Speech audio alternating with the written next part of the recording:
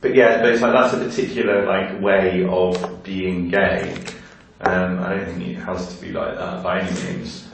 And why do you think men who have sex with men or gay by men are seen as a high risk group?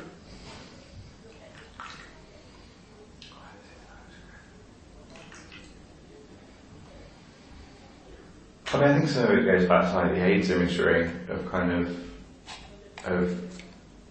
gay men dying. I mean, like, you know, there was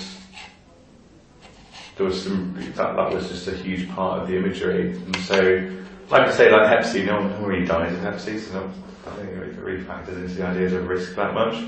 But kind of risk between life and death is kind of probably the biggest risk you can pose. So I think some of it does go back to that, and that gay men were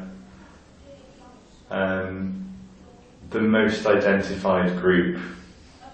And I say the most identified because they weren't the first group, and they weren't necessarily the biggest, but they were the most identified. And of course, like, you kind of, according to this epidemiological sort of definition of high-risk groups, you would be part of that category. And how would you relate to that? It's fine, call me high risk if you want. I mean, like, I'm well aware of the risks that I take, and so, you know, I'm like usually pretty well educated about these things. So, but also, like, you know, there's lots of things that are high risk in life. So my parents used to do like gliding. That's really fucking high risk. You can die. Like, they had a friend die doing it. One of the reasons why he stopped, actually. But so it's like there's lots of things in life that are high risk. So yeah, that's why I'm like saying I've never like this idea of risk. I don't mind being put in this high risk category if you're going to fucking do something about it. But if you're going to identify me as high risk to make me do something about it, and to try and change me and make me more normal, that's when it kind of that's when it annoys me. So I don't mind this use of risk if when there is some, I mean, you know, like obviously kind of sometimes there isn't something you can do, and it is the individual that needs to like change or mitigate their behaviour if they want to be less risk, but if they want to have less risk, but sometimes there are things that the state can do. I think our state has chosen not to do much. So I don't mind being in high risk group. It doesn't bother me. What bothers me is how that idea of risk is used. And do you think that affects you in any way? No. I mean, I've got a robust ego. Like, I mean, they can. And I mean, again, it comes back to being like white, gay, male, middle class, like what we started with, like good job. So let's say in like a year and a half's time that the prep wasn't commissioned and the trial stopped, which I don't think is completely beyond reasonable doubt. I could afford to buy it privately. Okay. A, the price has gone down, but B, I don't think I'd be willing to go back if there was a private route. I don't think I would go back. So yeah, I'm in a particularly kind of privileged position to be able to just go, okay, well, like, I can still do what I want to do. And do you think now that you're taking PrEP, do you see yourself as still being at risk of contracting HIV? No. So do you think then that PrEP is 100% effective at? It's not 100%. I know I take it. I know whether I've taken it or not in the mornings. So, and like I say, occasionally it gets to lunchtime, like, oh, I didn't take it, so I've got a couple in my pocket. So I take it then. And so I think I know that I'm close to 100% adherent.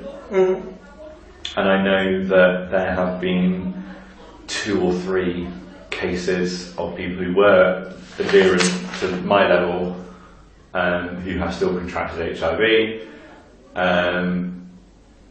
That's not. I probably have more risk of contracting HIV from a needle stick injury. You know, let's say I wasn't on PrEP and I was working in a healthcare environment, and I have like stuck myself with a needle with someone before now. 2 or 3 people in the world who are taking PrEP. Like, there's hundreds of thousands of people taking PrEP.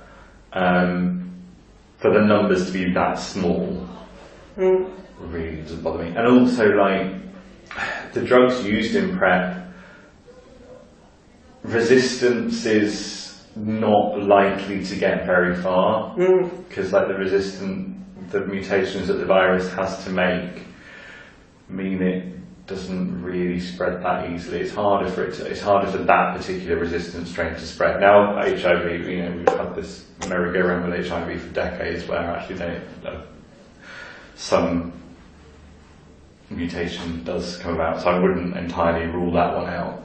And like I say, like if that was starting to become an issue, that like a resistant strain was coming around, then I'd reevaluate. But at the moment, the reports are so like tiny in number that I think there's many other things that are more risky. And let's say I was that really unlucky person, I'm like, I just don't have that fear. Yeah. So it just doesn't change what I'm doing. Okay. And when you were thinking about taking PrEP, do you think that you were at risk of contracting HIV? When I say no? No.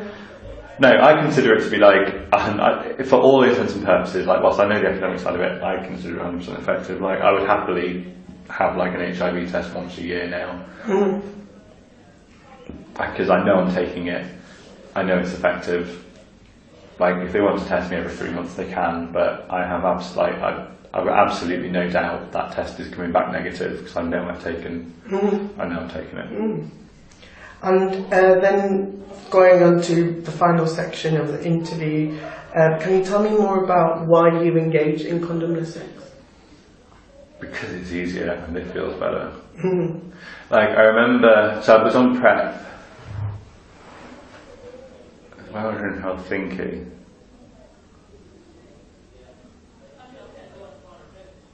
So that was not last August, the August before.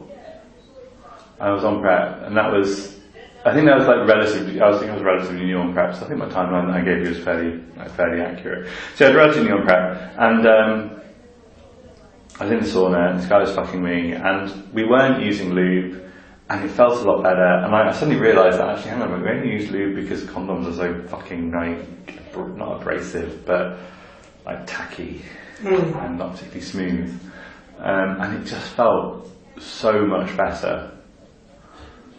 So much better, like much better sensation, like a nicer feeling of like warmth and connection. So you still get like the pressure sensation, but like you can't pick up that like feeling of like warmth and whatever. So, and like a lot of like the subtle like subtleties that you can feel kind of disappear as well, like when a condom's on. Yeah. And do you think condomless sex kind of addresses all the needs, like maybe emotional, psychological? It's like as if condoms address those things as well. I mean, like, it doesn't make much difference in that respect whether you're wearing a condom or not. It's like if you have like emotional and psychological needs, a condom isn't going to speak to you. Go to a therapist. Because I was thinking sometimes when people talk about motivations for condomless sex, they talk about this great sense of intimacy, that kind of, a stronger connection. No, but I see that more as a physical thing. But there again, I mean, like that guy that I was having sex with, I mean, like we spoke enough English to kind of negotiate things, but and like have polite conversation. But there was like I really do remember like it felt amazing, and like I've never felt anything like that since actually, because he was fucking ages. And then he came, and I could feel everything when he came. Like it was just such a kind of, it was a much closer connection. I could feel every little contraction. I could feel like and come into my ass, and it all like this is gonna sound weird, but like it was almost like this kind of like energy, like light